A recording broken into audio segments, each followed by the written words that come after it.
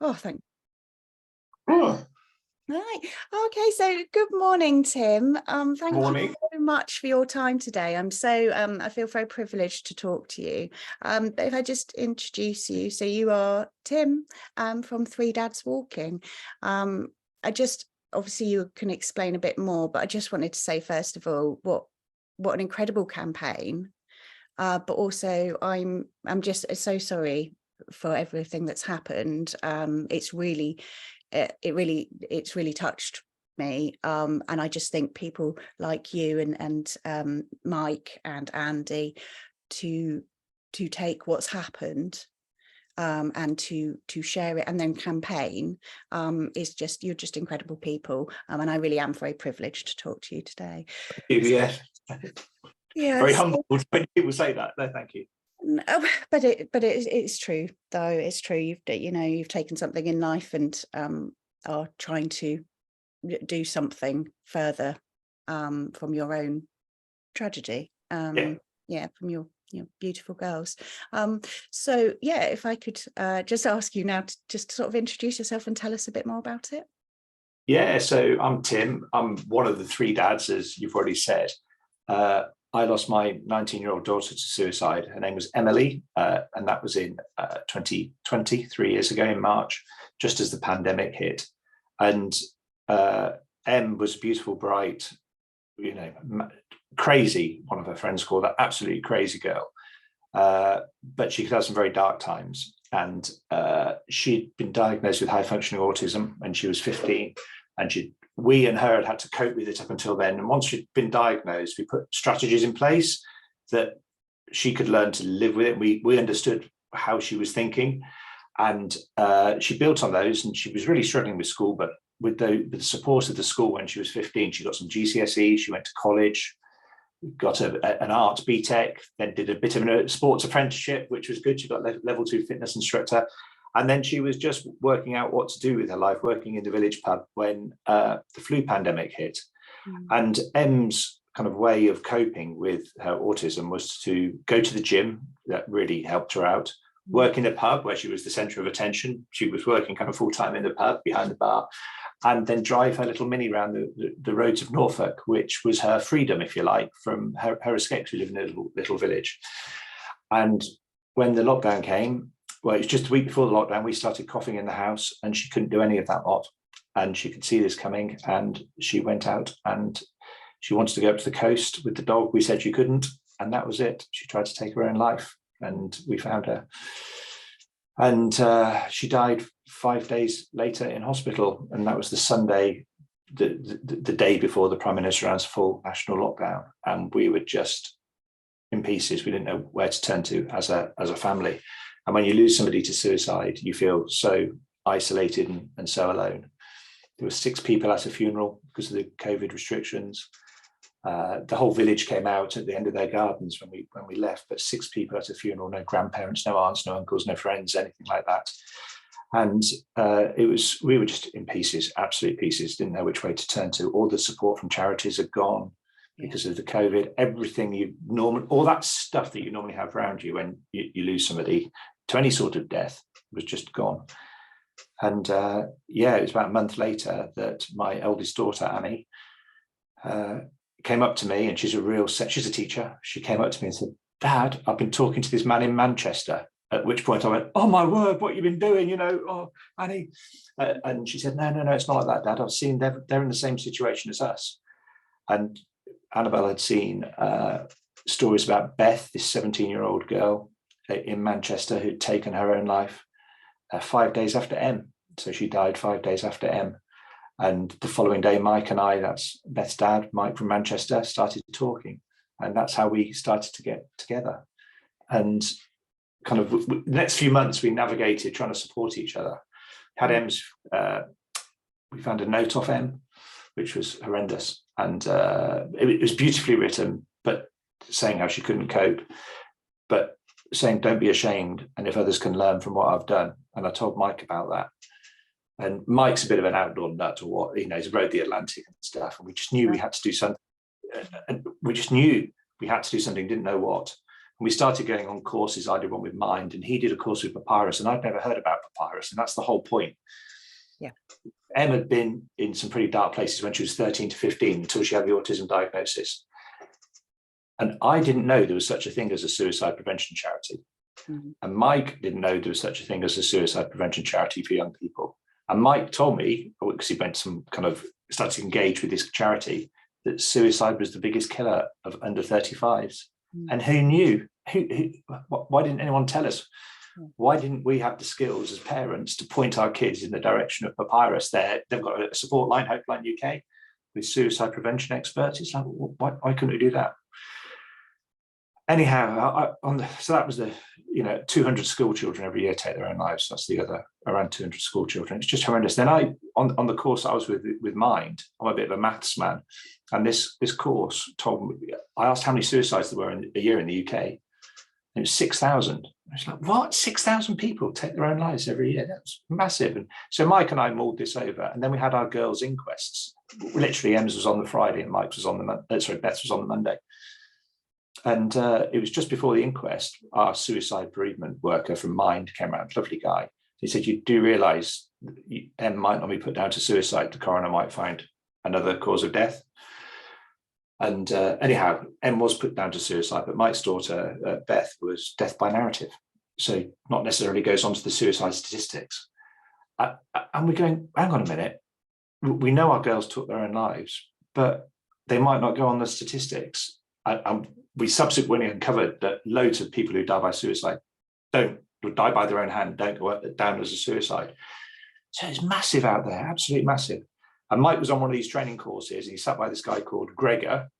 And Gregor just happened to be Andy's son, Andy from Cumbria, the third dad, who had lost his daughter, Sophie. She was a nurse, and about 14 months ahead of us. She was a bit older. She was 29, NHS nurse.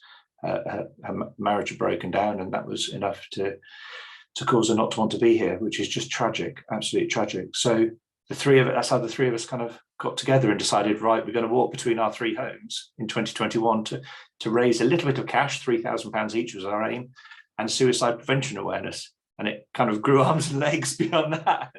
Yes, I think there's a few things in what you've said that I just think is so important. I mean, number one, Papyrus, and their Hopeline, they are an incredible charity. I was very lucky to talk to Harry, so the chair of the trustee board of Papyrus the other day, and same, his story is again the same, isn't it, with his son who died by suicide. And I just, the work that they do is incredible, but as you said, it's not there isn't enough awareness around it.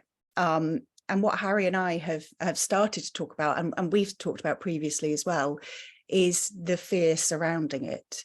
This worry that if you talk openly about these things, that you might actually put ideas into someone's mind, or you might prompt something, or just sort of a lack of knowledge of how to talk about this, a lack of openness. I mean, the letter that you said Emily's wrote you, just so moving. I think that she's, don't be ashamed.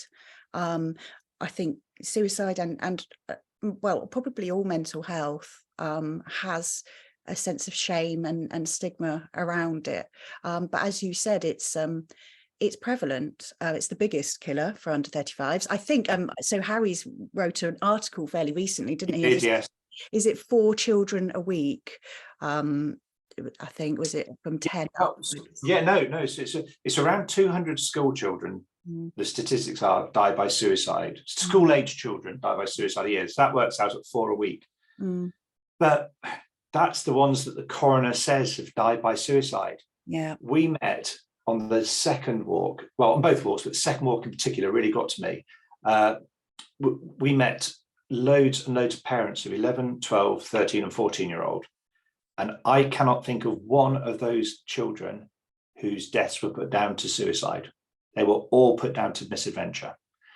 The parents of the 2 11-year-olds, it was just hearing their stories, and there was clearly the young person took their own lives, but did they mean to? So that's why they go down as a death by misadventure. So that statistic of 200 school children, that statistic of 6,000 people a year, it's way more than that. Yeah. And that's our whole point. We do so much effort in society at addressing other types of risk. In 2021, deaths on the road, there were 1,522, so a quarter of suicides. But how much effort do we put as a society into road safety? Yeah. We're not saying don't put that effort into road safety. What we're saying is let's put some more effort into suicide prevention. And you were saying about not talking about it. All the kind of academic research from Cambridge University, from John Moores University, proves that talking about suicide prevention in a safe environment does not cause suicide. Yeah. And I was talking last week to a lovely lady, Dr. Beth Mosley, who's a clinical psychologist who works in a college in Suffolk. Mm-hmm. And she's lovely, and she's done loads of research into this. And she overheard conversations of some 12-year-old girls. One of their friends had taken an overdose. And those 12-year-old girls were talking about whether they needed to inform anyone because they didn't know if the overdose was enough. I think she'll be all right. I think she'll be all right. Our whole point is that kids are talking about suicide and suicide. Well, they're talking about suicide. And if we as adults don't talk about suicide prevention, then the kids will just look on their phone because that's where they get everything from. Yeah. When I was a young lad, you didn't have that option. You had to go to a library, and so it was all hidden away. Now we've given all the kids phones, and if we don't talk about it, they'll Google it, they'll keep it to themselves, they'll think it's an off-limits subject. And that's the problem with a lot of mental health training. A lot of mental health, and we had this when Em was really struggling when she was between 13 and 15, anxiety, self-harm, all that sort of stuff. They never mention the S word. But if you get to the right-hand end of the spectrum, the S word's there. So if the kids are having those thoughts and we haven't spoken about it, we're just missing the opportunity to intervene. And I'm not talking about being experts.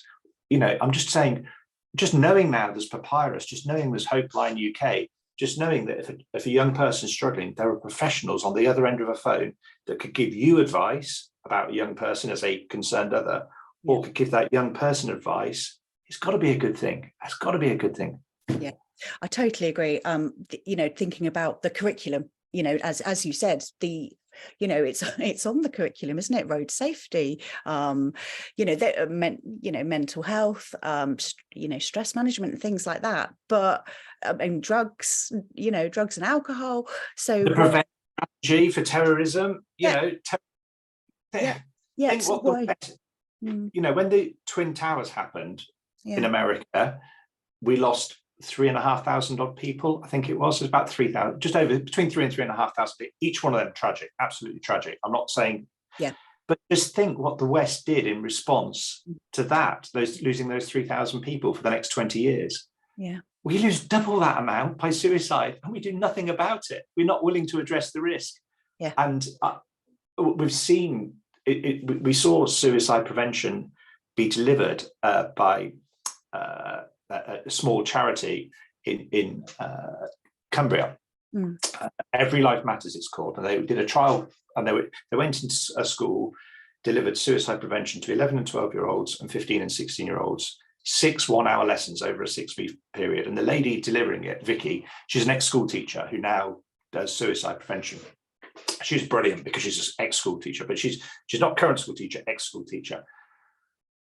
And for these 11 and 12-year-olds and 15 and 16-year-olds, she just so gently was talking about suicide and suicide prevention and how to talk about it, how to basically open up. Help-seeking behaviour is what it's all about. It's about indoctrinating in our young people that if you're feeling down, it's not wrong to feel down. And if you're having these thoughts, I think that she said about 1 in 5 people, 1 in 5 people across the course of their lives will have a thought of, I don't want to be here anymore. And all Vicky was saying is, 1 in 5 of you are going to have that thought at some time in your life. So put a plan in place. What makes you happy? What gives you, might be listening to music, might taking the dog for a walk, playing football, doesn't matter. So if you start to slide into that place where you think, I don't want to be here, you've got a plan, you've got a strategy with how to deal with it. And if we can embed that help-seeking behaviour in young children, they will grow up, they'll become adults, they'll become parents, they'll become teachers, they'll become, the next generation. And that would, rather than doing the crisis management with CAMS like we do at the moment and waiting for the event to happen, let's get upstream of it. We do it for fire safety, we do it for road safety, we do it for so many other risks, but we just wait for the house to burn down before we intervene with suicide. And that is wrong. Yes, exactly. And I think I love the word that you used, embed these skills from an early age, because it's normalizing it. It's saying you're not alone in feeling like this. And I think the other thing I've picked up as well is it's peers, isn't it? It's friends. Because the other thing is, if in a friendship group, if they've got a friend who's they know is struggling and they don't know what to do, obviously there's the risk to that person that's feeling like that, but there is then the ripple effect of these friends carrying this and not knowing what to say or do. I mean, it's so yeah. I'll give you a really good example. My Anna Earl was now when we did our first work, was now in her first year of teaching biology at a high school. And as we walked into Manchester, Annie phoned me up and Dad, so this was 2021. One of my 14-year-olds has just taken his own life. And it wasn't in her tutor group, but it was in her biology class. She only lost a sister, 14, 15 months before. And so it broke her. And the other teacher was going, "What's wrong, Annie? Okay, it's sad, but why are you so broken?" Then Annie had to get her class, her tutor group together. And there was no skill. She didn't know how to deal with it. So she just dealt with it as a human being that's just lost a sister. And she just went in and the kids were sitting in their twos and she just started to talk and said, "Right, what are you going to do? If the person next to you says they don't want to be here, what are you going to do?" "Well, I'm not going to grass them up, miss, am I? You're not telling anyone." And she said, "Well, you come in the following day and that person next to you isn't here anymore because they've taken their own lives. How are you going to feel forever?"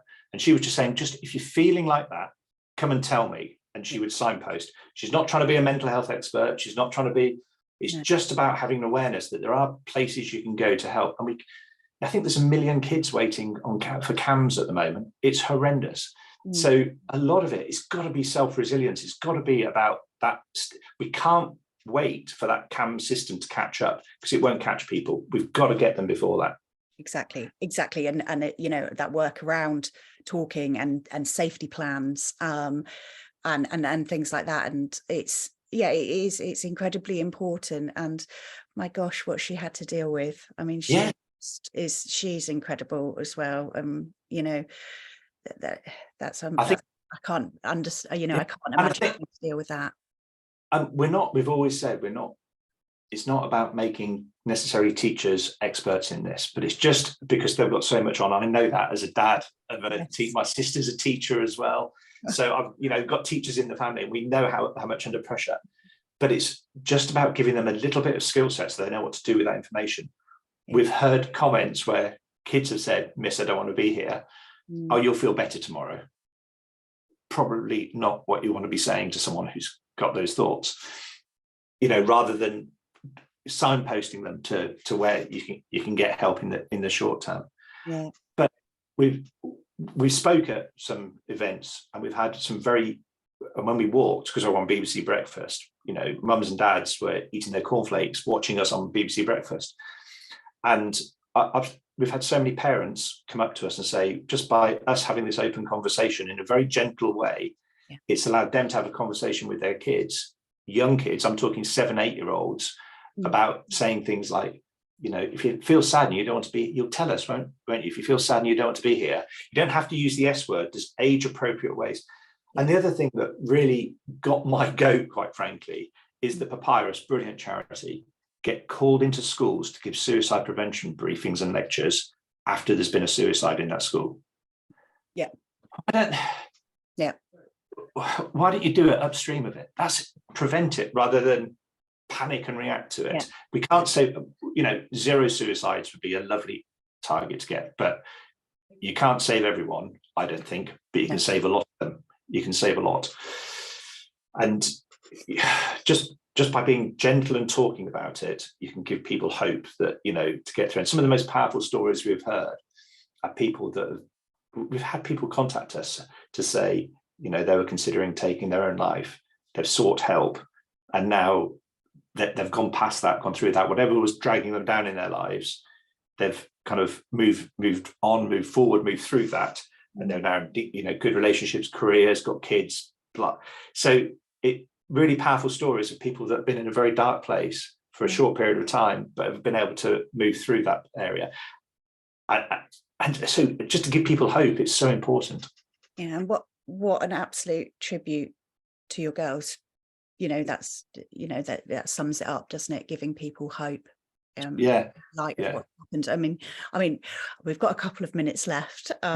So, I mean, all I can say is I agree totally with what you've said. I support it fully, and I would love to have further conversations with you, I think, about how we can, you know, how I can support this more, and how Inclusion Hampshire, the charity that I work for, how we can do more with this. I know you've got a meeting coming up, haven't you, with Gillian Keegan? Yeah, so it's been incredible. We've obviously met Gillian Keegan before, when she was she was minister in Department of Health and Social Care, and she got suicide prevention on her portfolio, but she was in Department for Health and Social Care. Yeah. She said the problem is getting into the other Department for Education. Yeah. Well, funnily enough, she's now Secretary of State for the Department for Education. And we bumped into her. We met her about a year ago, and then when we met the Prime Minister at number 10 the other week to talk about this, and the first thing the Prime Minister said to us, which was really quite a shock really, was, I can't imagine I'm the dad of 2 young girls. So not as a Prime Minister, but as a dad, he was talking to us. He was really kind of gentle and open with it all. And, you know, the cross-party support we've had in the debate, you know, we haven't heard anyone give us a good reason why we shouldn't be doing this. And the Prime Minister said it doesn't require an act of Parliament, it doesn't require a change of law, it just requires, obviously, a change of syllabus, curriculum, but then you need to have the pieces in place to go and deliver that in the schools. And I think that's where many charities and externals, you know, there is so much suicide prevention material training out there that could be delivered in schools. But yeah, we've got a meeting, at number 10, after we finished the Prime Minister, we heard a shout from on the patio at number 10, and it was Gillian Keegan, and she just happened to be at number 10, now Secretary of State.